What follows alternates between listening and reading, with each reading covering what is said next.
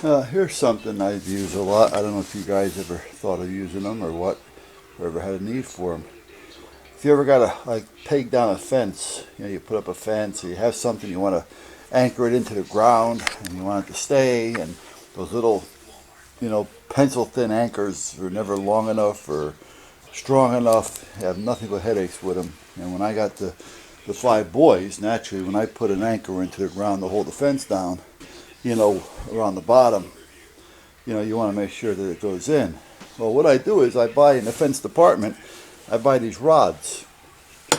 They come in like either 3, 5, 6 foot long straight rods.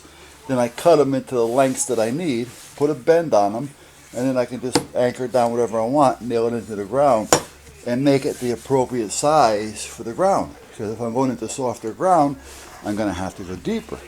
When you buy these anchors, they never work in all the ground, if you follow me. So I buy, 4 or 5 of those rods. They're cheap, and I always have them laying around.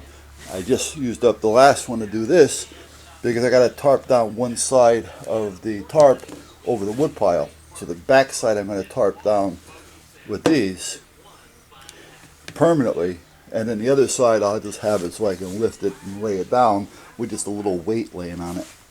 So, but like I say, if you're always looking to, staple something into the ground, so to speak, buy some of those rods. You're gonna get a better piece. I mean, if you need a lot of them, it may get a little expensive, but other than that, they definitely work. So I'll show you what I'm doing with them.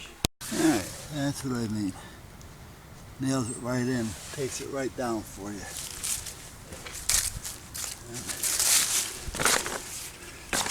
There's the other one right there. Yeah. Now it's down about 7-8 inches. It's solid, and it's got about a 2-inch lip on it, and that's in the ground. That's solid. So that is really not going to go anywhere. So now this end, I'm going to keep it open. I'm going to put a stake in the ground over here, nail it down, put a bungee cord on it.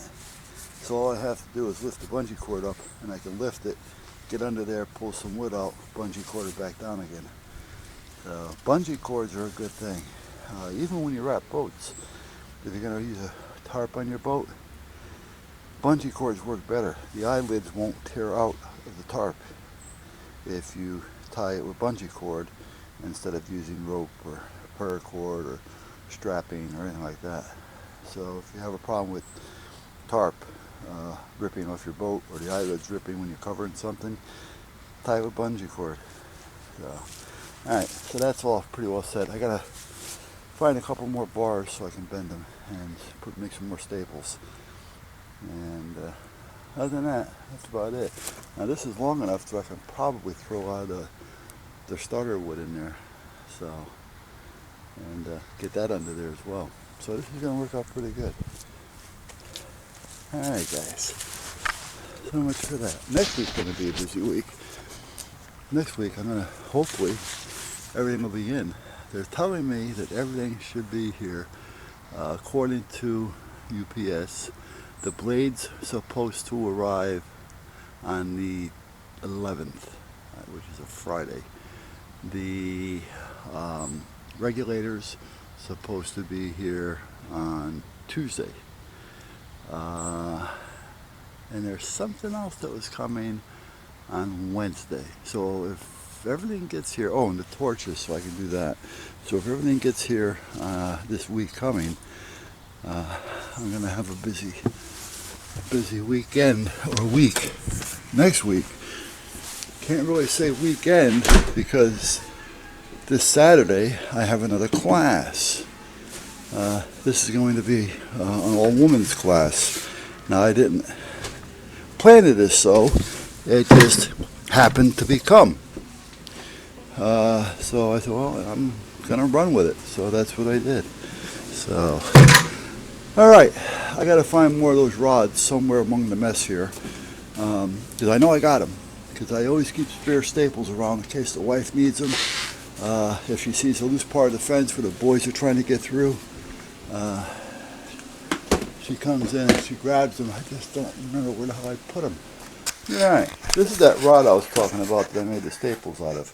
Now I've already cut this off about 10 inches or so and made a staple with it already. I call it a staple. I just bend over a little bit on one end, which you've seen in the earlier video, or in the beginning of this one. Now I can either, if I had good ground, I can cut these a little bit shorter and just give myself like a good 1-inch lip on it, bend. Or if I had loose ground, I could just bend it, leave it like it is, or cut it in half.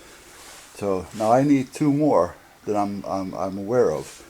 Well, I know at least 2. So I'm just going to take this and make it into 2. I'm not going to try to get 3 out of it and end up short. So I'm just going to cut it, bend it, make 2. And this week, when I get down to Home Depot, I will buy another half a dozen of these 5-foot rods. Like I say, they're not super expensive and they have a lot of uses. So, and I haven't been to Home Depot in almost 2 weeks. Yeah, it's been a long time. I'm thinking anyway. I don't even remember, to be honest with you. I do have to go to Tractor Supply this week, but I forgot even why I had to go up there. But anyway, other than that, that's about where I'm at.